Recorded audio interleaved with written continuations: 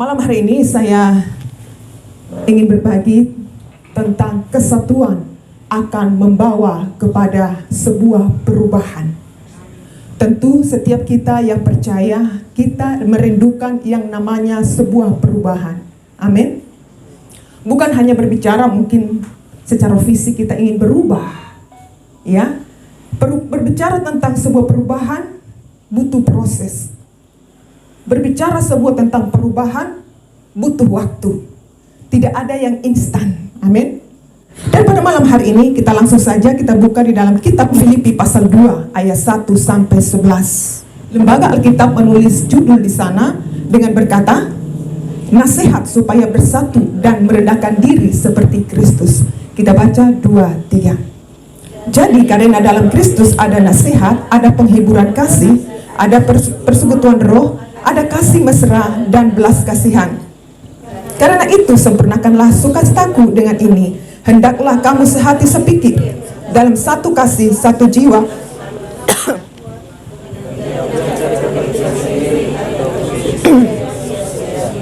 Sebaliknya hendaklah dengan rendah hati, yang seorang menganggap yang lain lebih utama daripada dirinya sendiri. Tetapi kepentingan orang lain juga. Hendaklah kamu dalam hidupmu bersama menaruh pikiran dan perasaan yang terdapat juga dalam Kristus Yesus. Tidak menganggap kesetaraan dengan Allah itu sebagai milik yang harus dipertahankan, melainkan telah mengosongkan dirinya sendiri dan mengambil rupa seorang hamba dan menjadi sama dengan manusia. Dalam keadaan sebagai manusia, ia telah merendahkan dirinya dan taat sampai mati, bahkan sampai mati di kayu salib. Itulah sebabnya Allah sangat meninggikan dia dan mengaruniakan kepadanya nama di atas segala nama, supaya dalam nama Yesus bertekuk lutut segala yang ada di langit dan yang ada di bawah bumi dan yang ada di bawah dan segala lidah mengaku Yesus Kristus adalah Tuhan, bagi kemuliaan Allah Bapa. Amin.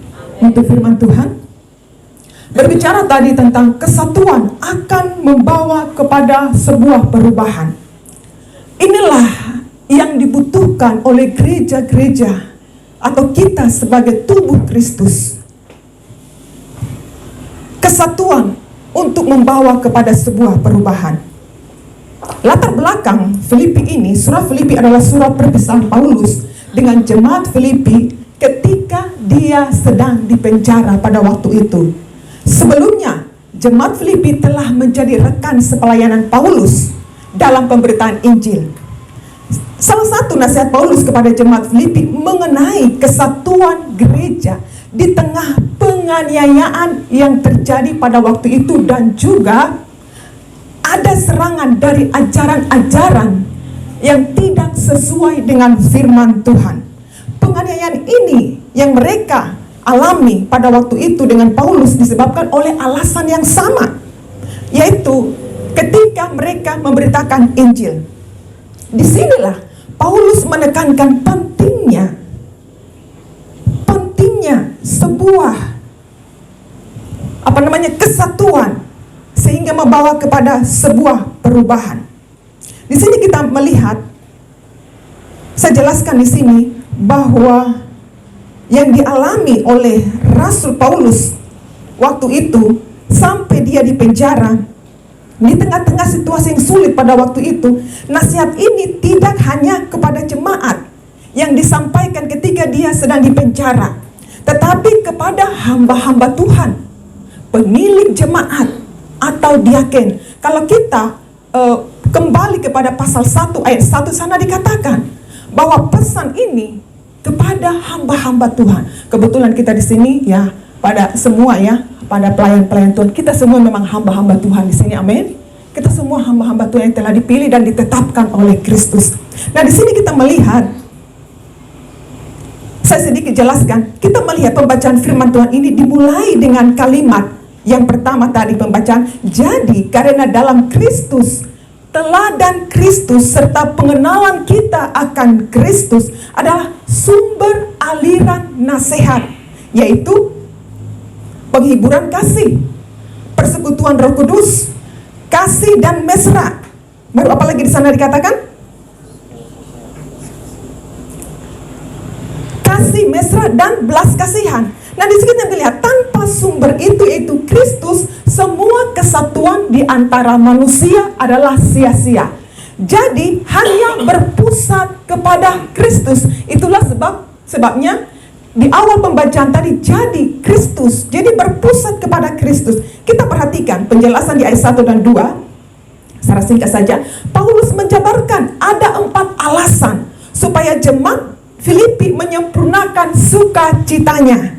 Jadi jika ada 4 alasannya, ada nasihat, ada penghiburan kasih Kristus, ada persekutuan Roh Kudus, ada kasih mesra dan belas kasihan, maka di bawahnya jemaat Filipi bisa menyempurnakan sukacita Paulus melalui persatuan yang memiliki 4 wujud.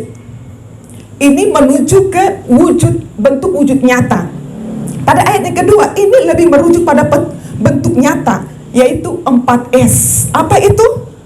Yaitu sehati, sepikir, satu kasih, satu jiwa, satu tujuan.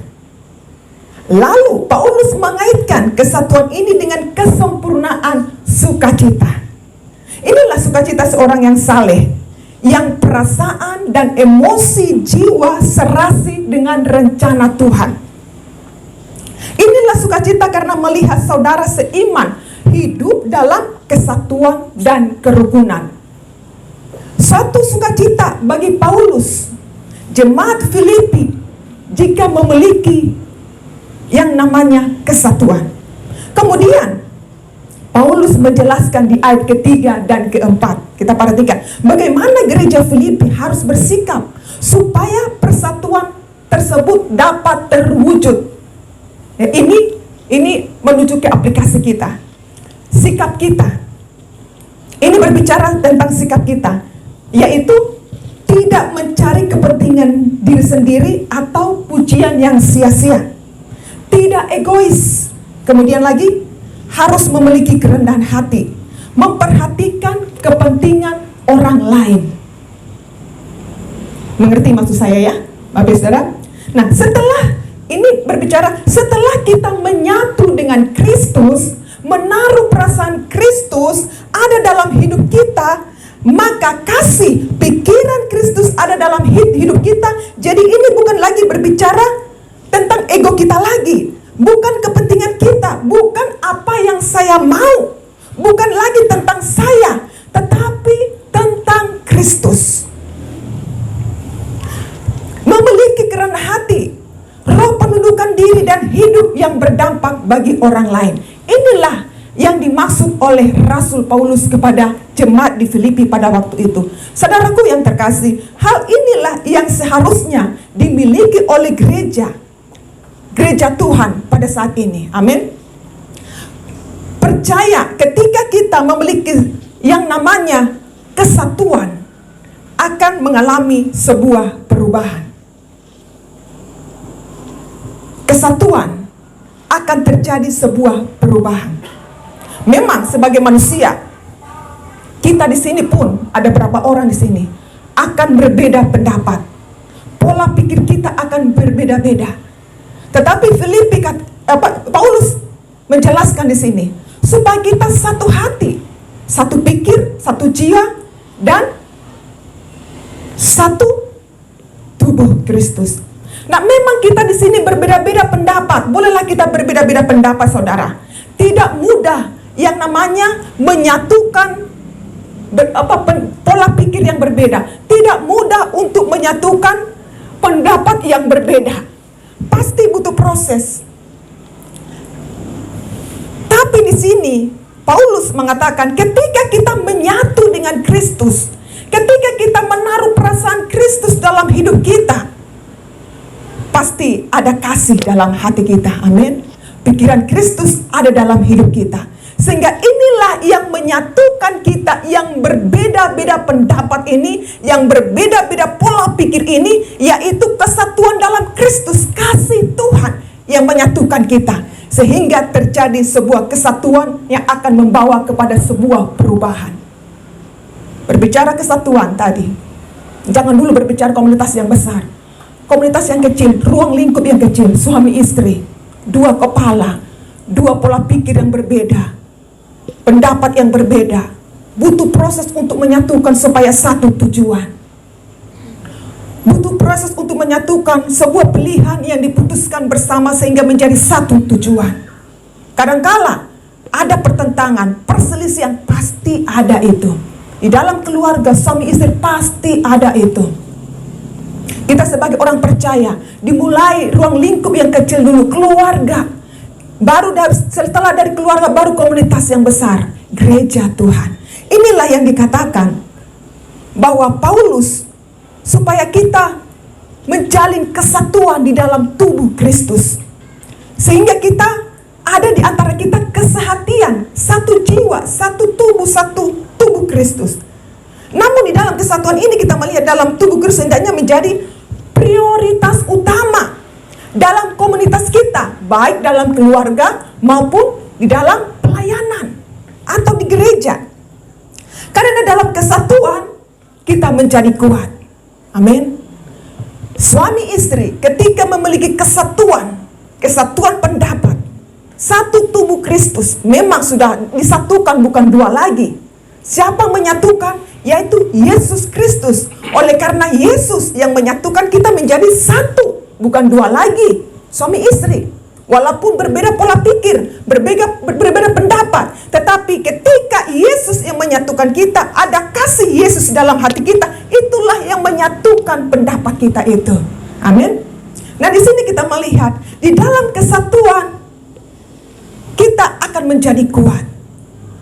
Di dalam komunitas kita, gereja, ketika ada kesatuan, maka komunitas itu akan kuat. Yang setuju katakan amin. Di dalam kesatuan, kita percaya lewat kehidupan kita menjadi pribadi-pribadi yang berdampak bagi hidup orang lain. Kesatuan hati memiliki nilai yang istimewa di penilaian Tuhan. Bapak Ibu Saudara dikasih oleh Yesus Kristus, di dalam setiap orang percaya itu apa sih daya tariknya? Pasti di dalam kehidupan kita sebagai orang percaya, tubuh Kristus pasti ada daya tariknya. Di dalam komunitas kita pun, di dalam pelayanan pasti ada daya tariknya. Di dalam keluarga kita pun, suami istri pasti ada daya tariknya. Daya tariknya itu apa sih? Yaitu kesatuan.